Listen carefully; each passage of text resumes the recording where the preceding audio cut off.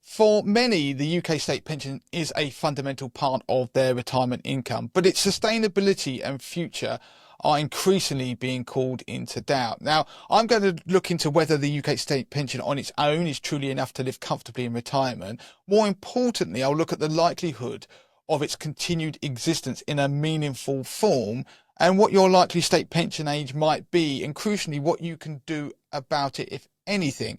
Now, I'm afraid if you're under 35, it's not going to be particularly good news.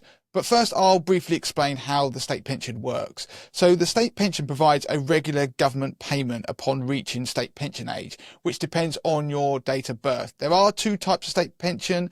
There is the new state pension, which is applicable to those who reach state pension age on or after the 6th of April 2016. It's called new, but it's been around for almost 10 years now. And you've also got the basic state pension, which applies to those who reach state pension age before the 6th of April 2016, which is potentially supplemented by additional state pensions.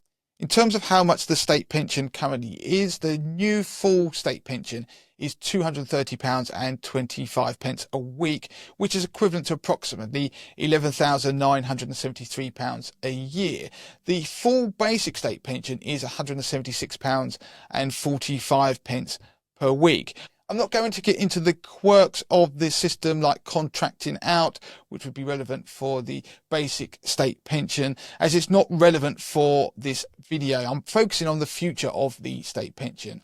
So eligibility for the state pension depends on your national insurance record, and you need a minimum of 10 qualifying years for any state pension at all, with 35 qualifying years typically needed for the full new state pension. Gaps in your national insurance record result from periods of low earnings, unemployment, or caring responsibilities potentially, and can reduce your entitlement to a state pension. But these can be filled in, and I'll explain how a bit later on.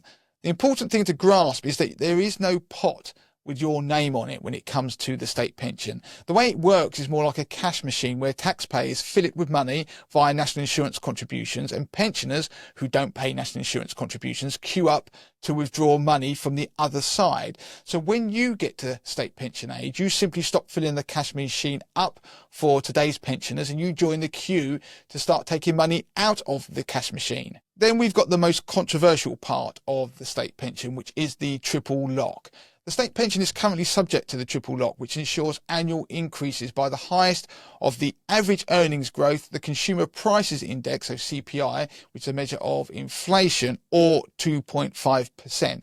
Now, this mechanism aims to protect the pension's real value, so its spending power, which has seen the state pension rise as much as 8.5% as it did in 2024.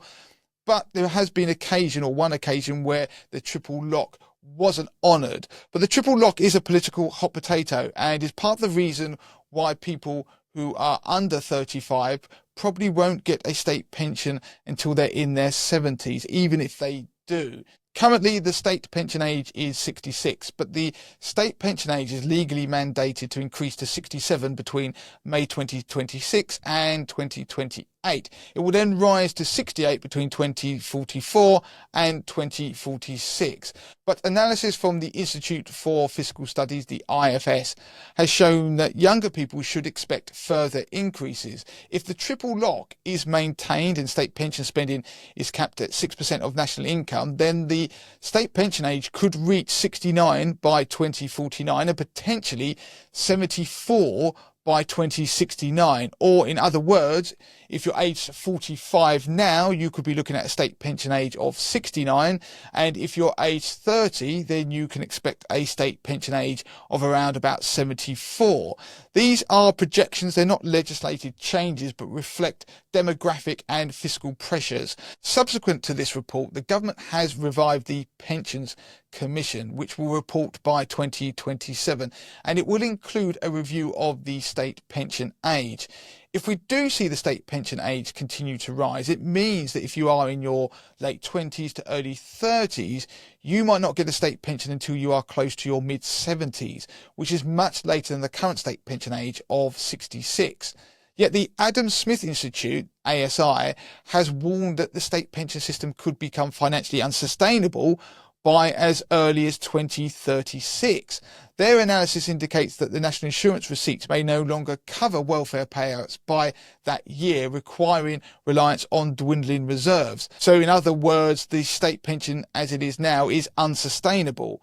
Despite these warnings, the Treasury has affirmed its commitment to the triple lock for the current parliamentary term.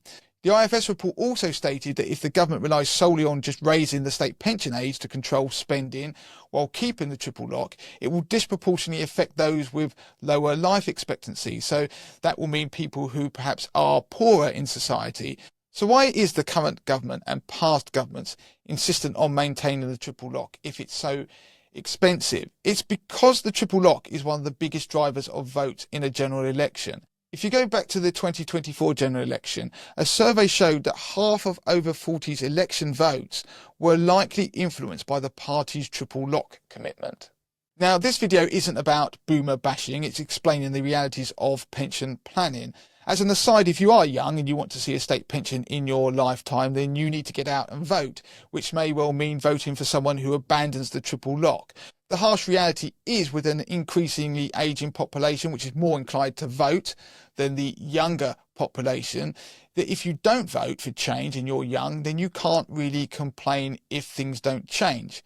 So will the triple lock ever be abolished? Politically, it will be difficult, but the IFS has suggested alternatives, including an approach which mirrors that used in Australia. At present, the triple lock has caused the value of the state pension to rise relative to both average earnings and prices over time. This is because any increase relative to prices or earnings is locked in for all future periods.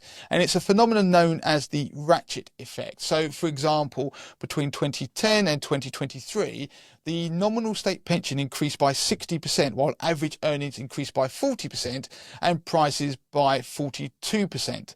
The key point is the triple lock has no key target, which makes its cost unpredictable. The Australian option instead would set a clear target level for the new state pension as a percentage of median full-time earnings in the UK. So this is similar to how the minimum wage is set. Once the target is reached, increases in the state pension going forward could be mandated to keep pace with growth in average earnings and at least inflation if earnings fall. So this would ensure that pensioners' living standards rise in line with the country's overall prosperity. The IFS report also suggests against means testing the state pension, which is often an idea that you see floated about. So the current line of thinking is that perhaps the triple lock might change slightly in the way that it's implemented, and we have something a bit more like we see in other countries, but we won't get to means testing the state pension. So how does this all fit into retirement planning? Well, if you can, then I still suggest that people don't factor in a state pension into their retirement plan, especially if they are under the age of 40. So you treat it more as something you hopefully get, not banking on actually receiving. If you do want to include it in your retirement planning, then I would suggest that you plan on receiving it much later than you probably expect at the moment, as I've stated earlier. Furthermore, as state pension ages have increased, so too have the minimum age at which you can access your private or workplace pensions, which is currently 55 but will rise to 57 from the 6th of April 2028 in most cases. So you need to plan for the fact that even your own private pensions might not be as accessible as soon as you had previously planned. So you might have to plan for accessing pensions a little bit later and have something in the interim to help cover expenses if you plan to retire a bit earlier. How much you will receive in terms of a state pension is always going to be an issue as well. The current full state pension of £11,973 per year is well below the £13,400 minimum basic retirement standard for a single person as set out by the Pensions and Lifetime Savings Association. I've put a link in the notes to our previous piece on this, and on screen you can see a summary table of the retirement income they suggest you need for different types of retirement.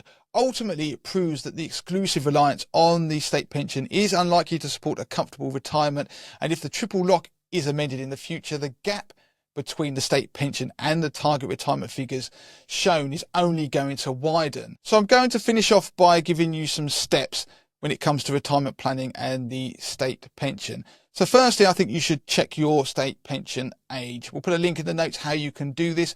Also check your state pension forecast. You can do that on the gov.uk website. We'll put a link in the notes again. You can click through and see your state pension forecast. This details your projected entitlement, qualifying years and any national insurance record gaps. You then need to address any national insurance gaps you've got, consider making voluntary national insurance contributions, ensure all eligible NI credits for periods of unemployment or caring responsibilities are claimed. On screen you can see an article from the Made to the Masses website called How to Fill Gaps in Your National Insurance Record and How to Boost Your State Pension. We'll put a link in the notes, of course, and within this article, as you can see on screen, is a host of ways that you can fill the gaps in your national insurance record. So you can apply for credit for various reasons, including what is often referred to as the grandparent credit, where you can apply for credit on your national insurance record if you've looked after grandchildren and you were between the age of 16 and state pension age when you provided the care. Make sure you're registered for child benefit, because when you are registered for child benefit, then if you are, for example, a stay-at-home parent, then you will be given credit for national insurance while you are claiming it. Also, make sure you prioritise workplace pensions if you are employed. So employees can benefit from auto-enrolment, so employer contributions and tax relief enhance your savings. So individuals can consider increasing contributions beyond the minimum 8%, so that is 5% from you, 3% from your employer on your qualifying earnings if it's possible, and you could ask your employer to try and match those as well. You can, of course, contribute to your own personal pension, and you can explore other options like saving via things like stocks and shares ISAs or cash ISAs as well. You may need to plan for a longer working life than you probably had hoped for. Maybe you start some kind of side hustle that could turn into a means of generating extra income as you start to approach retirement. I think the idea of a traditional retirement has changed. So a lot of people who are continuing to earn income into their retirement, maybe from a hobby, for example. Ultimately, if you are concerned, then do go seek advice from a qualified independent financial advisor. They can talk to you about a whole host of options, including pensions. It may even be things like equity release as well. We'll put a link in the notes to how you can find a qualified financial advisor that you can trust. Finally, I want to know, what do you think about the state pension? Is it fit for purpose? What do you think about the triple lock? And do you have any suggestions on how things can be improved? Please make sure you leave a comment below, and if you found this video useful, then hit that like button, but also subscribe to the channel.